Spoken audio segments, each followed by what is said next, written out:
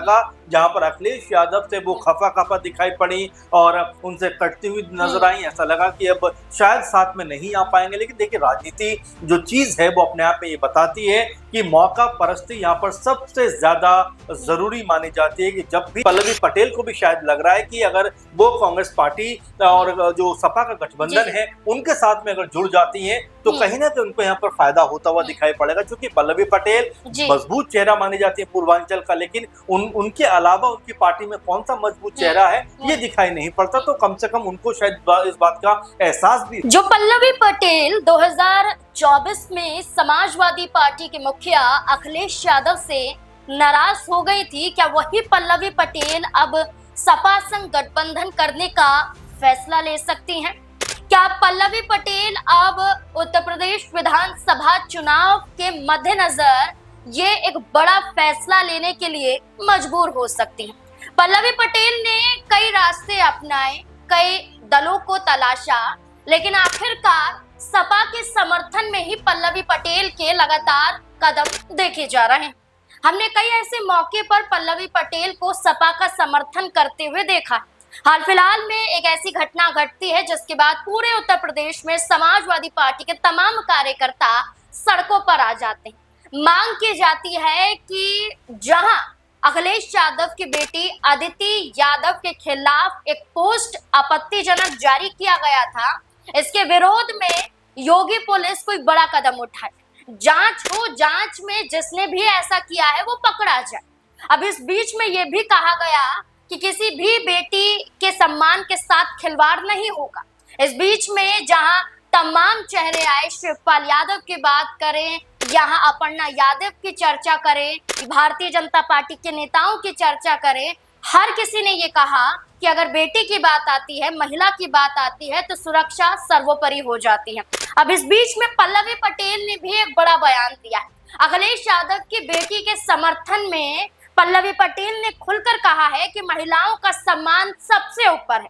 पूरे प्रदेश में कार्यवाही की मांग पल्लवी पटेल करती हुई नजर आ रही है और इशारों में भारतीय जनता पार्टी पर एक बड़ा हमला किया है। अब इसके पीछे कई बड़े कारण नजर आ रहे हैं। क्या यूपी चुनाव को देखते हुए ऐसा बयान दिया गया है? क्या यूपी चुनाव में सपा के साथ गठबंधन में आ सकती हैं?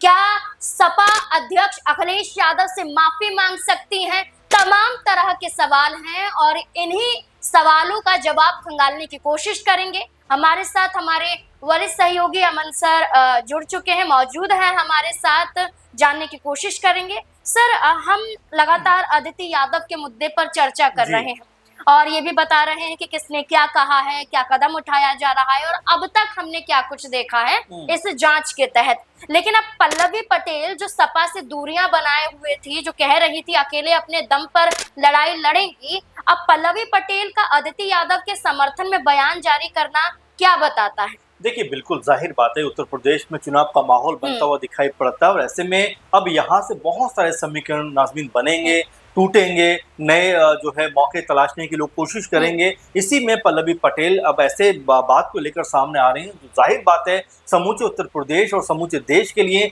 चिंता का सबब जरूर है कि आखिर सोशल मीडिया के जरिए किसी को भी बदनाम करना, किसी के खिलाफ भी कोई भी बोल देना, कोई पोस्ट कर देना, क्या इतना आसान रह गया? और यहाँ पर जिस तरीके से अखिलेश यादव की बेटी अदिति यादव को टारगेट किया गया, उसको लेकर न सिर्फ समाजवादी पार्टी के नेताओं ने बल्कि बीजेपी के नेताओं ने भी ये बात कही कि भाई इस तरह की टिप्पणी नहीं होनी चाहिए। इसके अलावा बसपा के नेताओं ने भी कहा कि ये बिल्कुल जो है गैर जरूरी चीज है कि जहां पर आप किसी बेटी की इज्जत के साथ खिलवाड़ करने का प्रयास करते हो। तो इस तरह की बातें होती हुई दिखाई पड़ी। अब यहाँ पर पल्लवी पटेल ने भी जिस तरह से अपनी बात को रखा है, जिस तरह से ये बात को जो है बताने का प्रयास किया है कि उनको भी अखिलेश यादव की बेटी की चिंता है, क्योंकि जिस तरह से उनके खिलाफ ये पोस्ट किया गया है, कहीं से भी ये चीज नहीं होनी चाहिए, गैर जरूरी चीज है। और इसी मद्देनजर वो यहाँ पर अपना ऐतराज जो है या अपनी जो प्रतिक्रिया है वो दर्ज कराती हुई दिखाई पड़ती है। लेकिन नाज़मीन, आपने बिल्कुल सही कहा, इससे पहले कई मौकों पर ऐसा लगा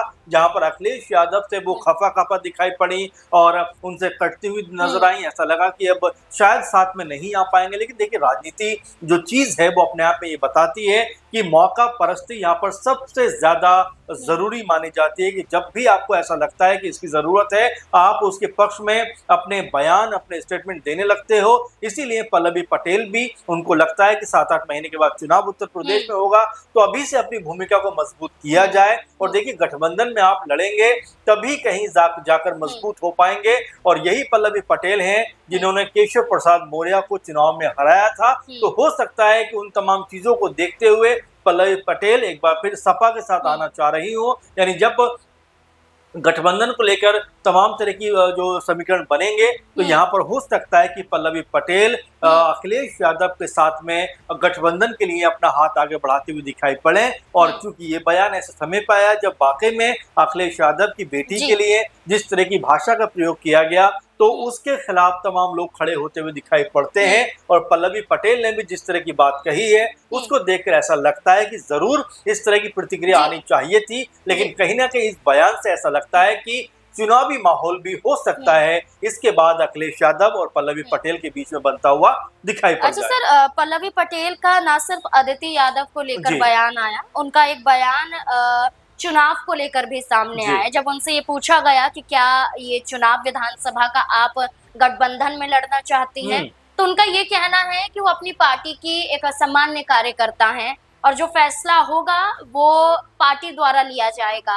यानी कि गठबंधन से इनकार करती हुई भी नजर नहीं आई और गठबंधन को लेकर सीधे तौर पर हामी भी भरती हुई नजर नहीं आई। तो यही माना जा रहा था कि सपा की तरफ उनके कदम बढ़ सकते हैं, क्योंकि आप ये देखिए कि 2024 में जब राज्यसभा चुनाव हुआ था, ये चर्चा थी कि उनको आगे किया जा सकता है, उनकी माता को आगे किया जा सकता है, डिमांड भी की थी उन्होंने। लेकिन अखिलेश यादव ने ये फैसला नहीं किया। फिर नाराजगी बढ़ जाती है कि वो ये कहती हैं कि इस चुनाव में वो वोटिंग नहीं करेंगी, वो दूरी बनाएंगी। और ये दूरी इतनी बढ़ती है कि गठबंधन तोड़ने के लिए मजबूर हो जाती हैं। लेकिन अभी भी वो सिराथू से सपा विधायक कही जाती हैं।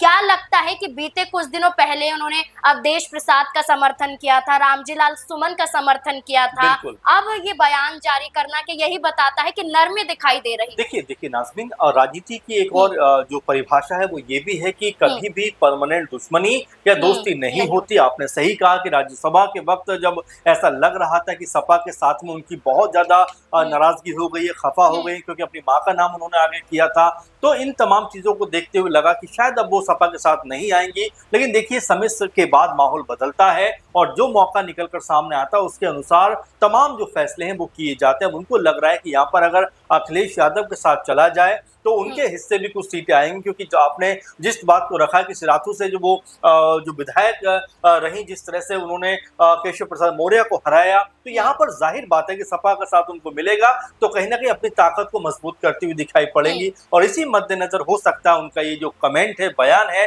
यहाँ पर निकलकर सामने आया। क्योंकि आप नाज़मीन देखेंगे कि अब चुनाव को लेकर तमाम समीकरण तय होते हुए दिखाई पड़ रहे हैं। क्योंकि चंद्रशेखर आजाद को देखें, वो रैली करते हुए नजर आते हैं, जयंत चौधरी को भी देखें रैली करते हुए दिखाई पड़ते हैं। इसके अलावा तमाम जो भी दल हैं, चाहे सुबह सपा है, चाहे और भी जो दल हैं, वो अपने हिस्से का कहीं ना कहीं जो उनको मिलना चाहिए उसकी अभी से डिमांड करते हुए दिखाई देते हैं। तो ऐसे में पल्लवी पटेल को भी शायद लग रहा है कि अगर वो कांग्रेस पार्टी और जो सपा का गठबंधन है उनके साथ में अगर जुड़ जाती हैं तो कहीं ना कहीं उनको यहाँ पर फायदा होता हुआ दिखाई पड़ेगा। क्योंकि पल्लवी पटेल मजबूत चेहरा मानी जाती है पूर्वांचल का, लेकिन उनके अलावा उनकी पार्टी में कौन सा मजबूत चेहरा है ये दिखाई नहीं पड़ता। तो कम से कम उनको शायद इस बात का एहसास भी होगा कि अगर सपा के साथ, कांग्रेस के साथ में अगर वो गठबंधन करती हैं तो हो सकता है कि उनके लिए कुछ बेहतर सीटों का इंतजाम हो पाए। क्योंकि इस बार गठबंधन में ना सुबह सपा है ना जयंत चौधरी है, तो ये सीटें अगर बचेंगी